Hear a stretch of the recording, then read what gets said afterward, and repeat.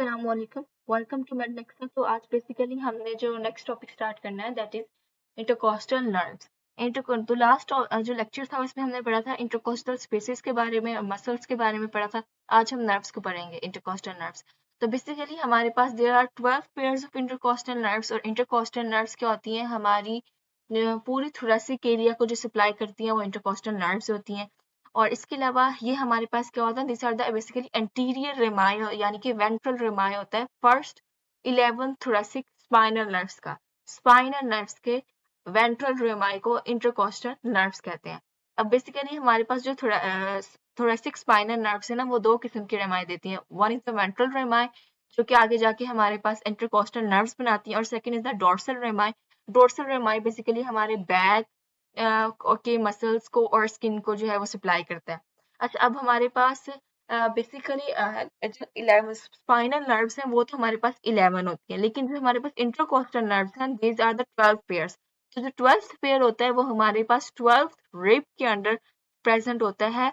जो है वो it lies in the abdomen, और ये थोरेसिक केज से बाहर होता है, इसलिए इसको सब कोस्टल नर्व भी कहते हैं। ठीक है, अब इसको टॉपिक को स्टार्ट करने से पहले हम इसकी जनरल डिस्ट्रीब्यूशन अपने माइंड में रख लेंगे। जनरल डिस्ट्रीब्यूशन मैंने यहाँ लिखी भी हुई है, ये देखें। तो हमारे पास बेसिकली इंटरकोस्टल नर्व्स, बेसिकली ये इंटरकोस्टल नर्व्स हैं जो कि 12 इंटरकोस्टल नर्व्स हैं। 12 इंटरकोस्टल नर्व्स में से 4 इंटरकोस्टल नर्व्स को हम जो है वो टिपिकल इंटरकोस्टल नर्व्स कहते हैं। अब टिपिकल इंटरकोस्टल नर्व्स क्यों कहते हैं? टिपिकल इंटरकोस्टल नर्व्स खसूसन वो इंटरकोस्टल नर्व्स होती हैं जो हमारे इंटरकोस्टल स्पेसिस को ही सिर्फ सप्लाई करती हैं, उसके अलावा उनकी जो इनर्वेशन है वो कहीं नहीं होती।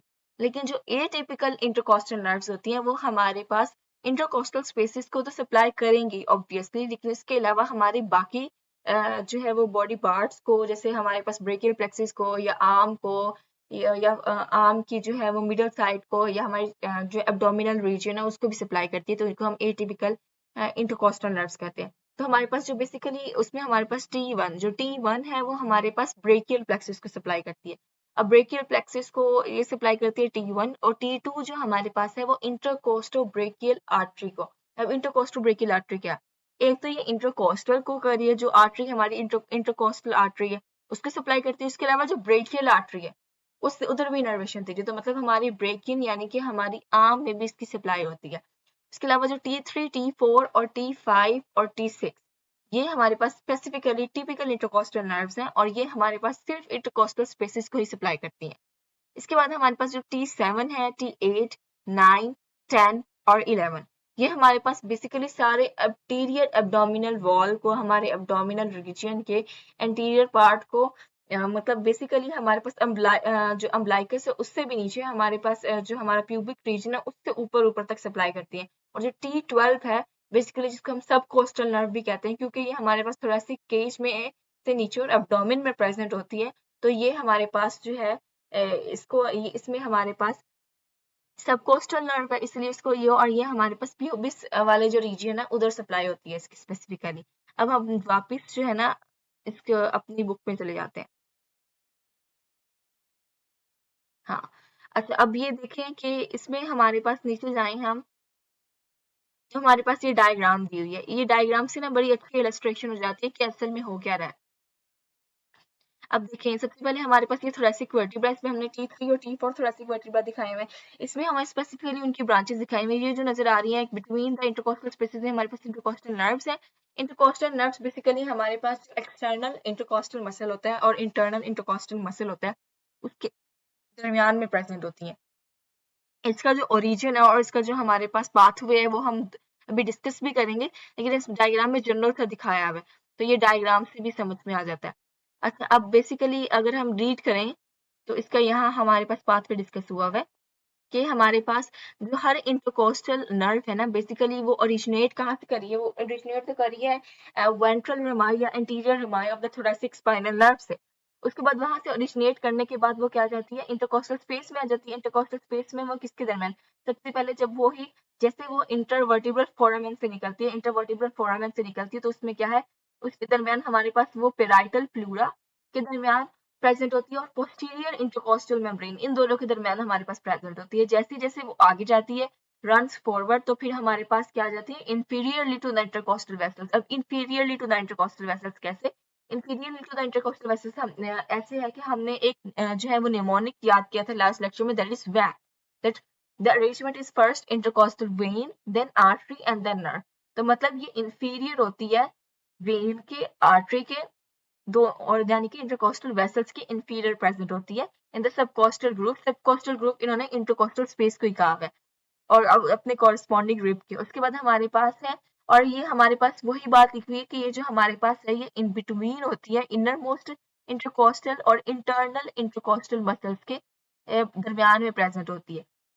अच्छा, अब हमारे पास जो फर्स्ट 6 नर्व्स होती हैं वही हमारे इसमें इन्होंने यही बात की हुई है कि जो फर्स्ट 6 नर्व्स होती है वो हमारे पास इंटरकोस्टल स्पेसिस में ही होती है। जो 7th to 9th intercostal nerves होती हैं वो एंटीरियर एंड्स को लीव कर जाती हैं इंटरकोस्टल स्पेसिस से, कोस्टल कार्टिलेज से, और वो हमारे पास एंटर कर जाती है एंटीरियर एब्डोमिनल वॉल में। मैंने आपको भी जनरल डिस्ट्रीब्यूशन बताया, तो जनरल डिस्ट्रीब्यूशन में बताया था कि T6 तक जो है वो बेसिकली थोरेसिक वॉल तक हमारे पास रहता है, लेकिन जो T7 से जब हम आगे मूव करते हैं 7th to 9th में वो हमारे पास एब्डोमिनल वॉल में आती है, लेकिन जो 10th और 11th होती है वो डायरेक्टली ही हमारे एब्डोमिनल वॉल में पास कर जाती हैं। तो इसके बाद हमारे पास यहाँ डायग्राम्स भी दी हुई है, इससे डायग्राम से भी हमें क्लियर हो जाता है कि देखिए सबसे पहले हमारे पास ऊपर वेन है, देन आर्टरी है, देन नर्व है, वही हमारे पास अरेंजमेंट शुरू की हुई है वैन, ठीक है। और ये हमारे पास ये जो पीछे से वेन नजर आ रही है सुपीरियर हेमिजाइगस वेन है, ये हम आगे पढ़ेंगे, आप फिक्र मत करें। जब हम आगे इंटरकोस्टल आर्टरी और वेन्स के बारे में पढ़ेंगे तो उससे आपको कवर क्लियर हो जाएगा। देन हमारे पास है डिसेंडिंग थोरेसिक अयोटा, क्योंकि ये अयोटा के हमारे सेंटर में है, स्टर्नम के बिल्कुल आगे। उसके बाद हमारे पास ये है और इसके बाद ये हमारे पास नर्व रिब्स दिखाई हुई है, उसके दरमियान इंटरनल थोरेसिक वॉल वेसल्स दिखाई हुई है। ये भी हमारे पास आगे क्लियर हो जाएगा नेक्स्ट टॉपिक में, दैट इज द वेसल्स वाला जो टॉपिक है, आर्टरीज और वेन्स वाला। अच्छा, अब हमारे पास जो इंटरकोस्टल नर्व्स होती है उनकी ब्रांचेस होती हैं। जो हर नर्व होती है ना बेसिकली वो हमारे पास तकरीबन 1 2 3 4 5 3 4 5 6 7 ब्रांचेस देती है। जो पहली हमारे पास सबसे पहले ब्रांच होती है वो होती है रेमा कम्युनिकेंट। अब रेमा जो कम्युनिकेंटिस होते हैं ये हमारे पास कनेक्ट करती हैं, ये छोटी छोटी ब्रांचेस होती हैं जो हमारी इंटरकोस्टल नर्व्स को, जो हमारे सिंपैथेटिक ट्रंक या जो सिंपैथेटिक सिस्टम हमारे पास ट्रंक के गैंग्लियन, हमारे जो थोरेसिक वर्टिब्रा होते हैं उसके दोनों साइड्स पे प्रेजेंट होते हैं, एडजेसेंटली उनको जो हमारे इंटरकोस्टल नर्व्स है उनको सिंपैथेटिक ट्रंक के गैंग्लियन से कनेक्ट करती हैं। उसमें हमारे पास फिर ग्रे और व्हाइट रेमा होता है, उसमें हमारे पास फिर प्री आगे प्री गैंग्लियोनिक और पोस्ट गैंग्लियोनिक सिंपैथेटिक फाइबर्स का केस आ जाता है। अच्छा, उसके बाद हमारे पास जो कोलैटरल ब्रांचेस होते हैं, कोलैटरल ब्रांचेस बेसिकली हमारे पास जो रन करती हैं ये फॉरवर्ड होती हैं, क्योंकि कोलैटरल है ना तो ये फॉरवर्ड रन करेंगी, और ये हमारे पास जो मेन नर्व होती है ना उसके इंफीरियर होती है और ये हमारी मसल्स को सप्लाई करती है। उसके बाद हमारे पास जो लेटरल क्यूटेनियस ब्रांच है, जो लेटरल क्यूटेनियस ब्रांच है और जो एंटीरियर क्यूटेनियस ब्रांच है, इसका कॉन्सेप्ट मैं आपको ये डायग्राम दिखाती हूँ, उससे बहुत अच्छा क्लियर हो जाएगा।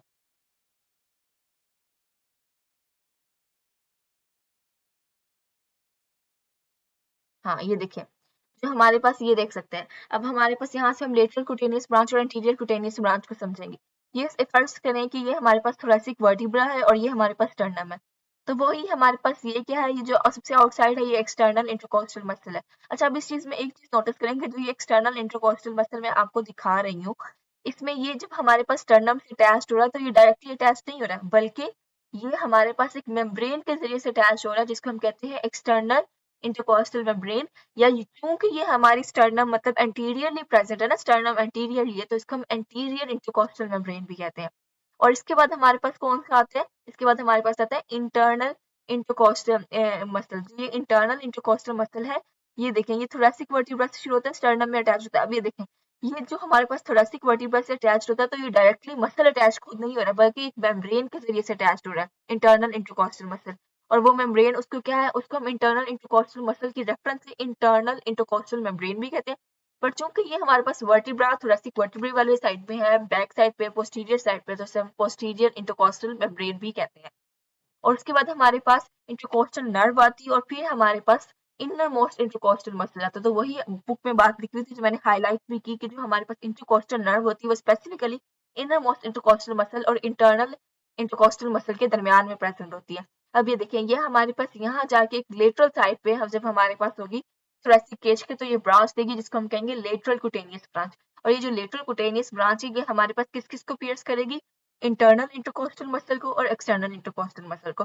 और इसी के बाद जैसे ही हम अपनी स्टर्नम के या हमारे पास थोरेसिक केज के एंटीरियरली आएंगे तो हमारे पास ये फिर से कुटेनियस ब्रांच देगी जिसको हम कहेंगे एंटीरियर कुटेनियस ब्रांच, जो हमारे पास स्टर्नम इसे या जो मिड लाइन की हम तरफ से जो स्किन होती है उसको इनर्वेशन देती है।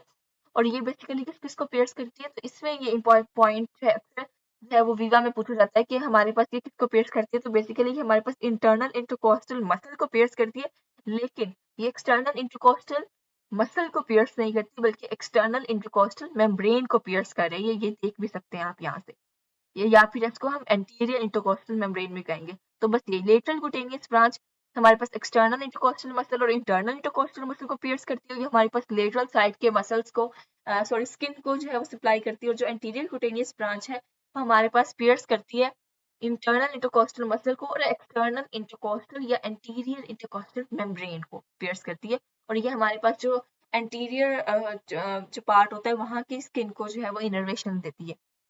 उसके बाद अब हम अपने टॉपिक पे वापस चलते हैं। तो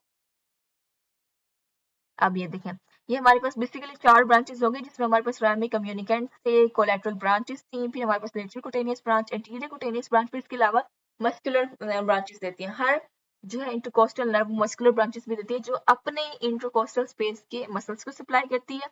उसके बाद हमारे पास एक प्लूरल सेंसरी ब्रांच भी देती है जो हमारे पास पैराइटल प्लूरा को सप्लाई करती है। पैराइटल प्लूरा बेसिकली इनर जो है वो इनर लाइनिंग होती है हमारे पास, जो प्लूरल जो कैविटी होती है ये हमारे पास जो लंग्स को सराउंड करती है उसकी कैविटी का सॉरी थोरेसिक वॉल को थोरेसिक वॉल की को सराउंड करती है हमारे पास प्लूरल मेम्ब्रेन, उसकी जो पैराइटल मेम्ब्रेन होती है उसको सप्लाई करती है। और इसके अलावा हमारे पास इसकी एक इनोवेशन होती है that is the peritoneal sensory branch. Basically peritoneal ना एक पेरिटोनियम कैविटी होती है हमारी एब्डोमेन में, तो उसको हमारे पास हमने कल ही कहा था कि 7th to 11th जो होती है या 7th to 12th में जो होती है ना वो हमारे पास एब्डोमेन वाले रीजन को सप्लाई करती है।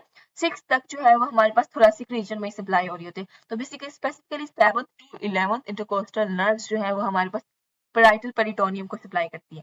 अच्छा उसके बाद हमारे पास इन्होंने ना हर इंटरकोस्टल नर्व के स्पेसिफिक फीचर्स बताए हुए हैं। उसमें हमारे पास सबसे पहले फर्स्ट इंटरकोस्टल नर्व बताया हुआ कि ये बहुत स्मॉल होती है, सबसे स्मॉल फर्स्ट इंटरकोस्टल नर्व होती है। और ये क्या है, ये ब्रेकियल प्लेक्सिस को सप्लाई करती है जो कि हमारे पास एक लार्ज ब्रांच होती है, ठीक है। और ये हमारे पास ब्रेकियल प्लेक्सिस को सप्लाई करती है, तो हमारे पास ये हमारे जो है वो एक्सिला वाले रीजन को स्पेसिफिकली सप्लाई कर रही होती है। उसके बाद हमारे पास सेकंड इंटरकोस्टल नर्व, जो सेकंड इंटरकोस्टल नर्व है वो हमारे पास ज्वाइन करती है medial cutaneous nerve of the arm को। ये वाला बात बड़ी इंपॉर्टेंट है कि medial cutaneous nerve of the arm को सप्लाई करती है। इसका मतलब है कि अगर कभी हमारी बॉडी में या हमारे अपर लिम्ब में मीडियल साइड पे पेन हो रहा है या नमनेस हो रही है तो इसकी वजह क्या हो सकती है, सेकंड इंटरकोस्टल नर्व भी हो सकती है, क्योंकि आर्म की मीडियल साइड को हमारे पास सप्लाई करती है सेकंड इंटरकोस्टल नर्व, इसलिए इसको हम इंटरकोस्टो ब्रेकियल नर्व भी कहते हैं, यही इसकी वजह। उसके बाद हमारे पास है बाकी की उन्होंने बात की हुई है कि हमारे पास जो second intercostal nerve supply the skin of the armpit को भी करती है ये, यानी कि एक्सिला में भी सप्लाई करती है और middle side of the arm को भी करती है। इसलिए कोरोनरी आर्टरी डिजीजेस में pain is referred along this nerve to the middle side of the arm. इसलिए वही कहते हैं कि जब एमआई होता है मायोकार्डियल इंफार्क्शन होता है तो स्पेसिफिकली अगर हमारे पास वो भी खसूसन अगर लेफ्ट आर्म की जो है वो मीडियल साइड में हो रहा हो पेन तो हम उसको सेकंड इंटरकोस्टल नर्व से करते हैं कनेक्ट। उसके बाद हमारे पास है जो पहले 6 इंटरकोस्टल नर्व्स है वही है कि वो हमारे पास जो है वो सप्लाई करती है इंटरकोस्टल स्पेसिस को स्पेसिफिकली और हमारे पास सप्लाई करती है पैराइटल प्लूरा को, ठीक है। लेकिन जो हमारे पास जो दूसरी इंटरकोस्टल मतलब है वो इंटरकोस्टल स्पेसिस को तो करती है, उसके अलावा हमारे पास और भी जो है 7th to 11th इंटरकोस्टल जो नर्व्स होती हैं हमारे पास एब्डोमिनल वॉल को भी सप्लाई करती हैं, जिसमें हमारे पास एंटीरोलेटरल एब्डोमिनल वॉल मसल्स आते हैं, जिसमें हमारे पास external oblique, internal oblique, transversus abdominis and rectus abdominis muscle जो आगे जाके आप एब्डोमेन में पढ़ेंगे इंशाल्लाह, तो उनको भी सप्लाई करती है। अब इसके लिहाज से क्लिनिकल नोट यहाँ पे डिस्कस किया हुआ है, उसमें क्या हुआ है skin innervation of the chest wall. Skin innervation of the chest wall basically skin innervation ना हमारे पास सबसे पहले जो इनकी सेंसरी, क्योंकि हमने देखा कि हर इंटरकोस्टल नर्व जो है वो सेंसरी इनर्वेशन तो दे रही है, लेकिन अब हमारे पास ये क्लिनिकली बड़ा इंपॉर्टेंट है, क्योंकि अगर हमारे थोरैक्स के किसी भी स्पेसिफिक रीजन में पेन हो रहा होगा या नंबनेस हो रही होगी तो हम उस स्पेसिफिक रीजन को डोनेट करते हुए जो है वो उस स्पेसिफिक इंटरकोस्टल नर्व को डायग्नोज कर सकते हैं कि ये बेसिकली किस नर्व में हो रहा है, 7th नर्व में हो रहा है, 11th नर्व में हो रहा है। तो उसके लिए लैंडमार्क्स दिए हुए हैं इस पैराग्राफ में। तो इसकी समरी से मैं आपको बता देती हूँ। इस समरी में ये है बेसिकली कि जो हमारे पास फर्स्ट जो हमारे पास नर्व होती है, जो इंटरकोस्टल नर्व होती है, वो हमारे पास स्पेसिफिकली सप्लाई करती है ब्रेकियल प्लेक्सस वाली जगह को, ठीक है। और उसके बाद हमारे पास एक कोस्टल कार्टिलेज वाली जगह को, जो हमारे पास सेकंड टू थर्ड और फोर्थ होती हैं, और फिफ्थ तक जो जाती हैं, ये हमारे पास सप्लाई करती हैं थोरेसिक केज में। और जो स्पेसिफिकली उसमें भी स्पेसिफिकली जो T4 है, उस पर स्पेसिफिक लैंडमार्क है कि वो हमारे पास जो है निपल एरिया, जो में चेस्ट में जो निपल एरिया होता है वहां तक सप्लाई करती है। तो मतलब वहां तक सप्लाई हमारे पास T4 की आती है। उसके बाद T4 के बाद आगे हमारे पास जो हमारे पास स्पेसिफिकली फिर जो 7th जो 11th इंटरकोस्टल नर्व्स होती है, वो हमारे पास एब्डोमिनल वॉल में आ जाती हैं, और वो डर्माटोम्स की सप्लाई करती हैं हमारे पास पेरिटोनियम कैविटी को, और अम्बलाइकस तक जाती हैं। और उसके बाद हमारे पास जो 10th और 11th होती है, स्पेसिफिकली वो हमारे पास अम्बलाइकस से लेकर हमारे पास प्यूबिक रीजन तक जाती हैं, उनकी जो सेंसरी सप्लाई होती है। और इसके बाद जो हमारे पास स्पेसिफिकली जो 12th इंटरकोस्टल नर्व होती है, वो हमारे पास प्यूबिक रीजन में अप टू प्यूबिक सिम्फिसिस तक सप्लाई उसकी जाती है, सेंसरी सप्लाई जाती है। तो और ये इसकी इनकी जो बेसिकली सप्लाई भी होती है, या जो लैंडमार्क्स में जो डायग्राम भी होती है, वो हमारे पास अगर इसकी देखें तो वो हॉरिजॉन्टल स्ट्रिप्स की शक्ल में होती है। कि मतलब अगर हम अपनी जो थोरेसिक कैविटी है उसमें हम यूं हॉरिजॉन्टल स्ट्रिप्स ड्रॉ कर दें, कि यूं ऐसे इन हॉरिजॉन्टल स्ट्रिप्स कर दें, तो हर जो स्ट्रिप है वो डिफरेंट कलर की बना दें। इससे हमारे पास क्या होगा कि हमारे पास डोनेट हो जाएगी, कि फर्ज करें ये वाली जो है ये मैंने ग्रीन कलर की कर दी, सॉरी। तो ये हमारे पास इससे हमारे पास डोनेट होता है कि कौन सी सप्लाई जो है वो कौन सी सप्लाई होती है, और क्लिनिकली जो है ये बड़ा डायग्नोस करने में बड़ा इंपॉर्टेंट होता है। उसके बाद हमारे पास इन्होंने एक जो है वो क्लिनिकल डिस्कस किया हुआ, दैट इज हर्पीज जोस्टर, जिसको हम शिंगल्स भी कहते हैं। हर्पीज जोस्टर शिंगल्स क्या है, बेसिकली ये स्पेसिफिकली हमारे पास एक इंटरकोस्टल नर्व्स की जो है इसमें इंजरी होती है, ये इंटरकोस्टल नर्व का जो है वो प्रॉब्लम होती है, उसकी नमनेस होती है। और ये हमारे पास एक वायरस से कॉज होती है, जिसको हम कहते हैं वॉरिसेला जोस्टर वायरस। ये बहुत इंपॉर्टेंट है, ये पूछा भी जाता है, वारिसेला जोस्टर वायरस। ये इससे कास होती है हमारे पास ये इसमें। और इसमें हमारे पास क्या होता है कि इसमें हमारे पास जिस सेंसरी इनर्वेशन की डिस्ट्रक्शन होती है, स्पेसिफिकली उसी जगह पे नमनेस होती है, रैश होता है, और शदीद किस्म का पेन होता है। तो जो हमारे पास, और ये जो कंडीशन होती है ये मोस्ट फ्रीक्वेंटली अकर करती है उन पेशेंट्स में, या वो पेशेंट ज्यादा इससे जो है वो हमारे पास वल्नरेबल होते हैं, जो मोर देन 50 ईयर्स होते हैं। तो स्पेसिफिकली यही सब कुछ था हमारे आज के टॉपिक के बारे में। इंटरकोस्टल नर्व्स वाला जो टॉपिक है वो यहाँ सब सारा एक्सप्लेन हो गया, अच्छी तरह एक्सप्लेन हो गया। इंटरकोस्टल नर्व्स हैं भी बहुत इंपॉर्टेंट, तो इसको आपने अच्छी तरह से करना है। बाकी अंटिल देन अब नेक्स्ट लेक्चर में जो हम अपना इंशाल्लाह आर्टरी और वेन्स वाले टॉपिक करेंगे, उसके बाद हम इंशाल्लाह अपने हार्ट की तरफ मूव करेंगे, तो जल्दी से इसको खत्म करेंगे। तो until then best of luck, thank you so much, अल्लाह हाफिज।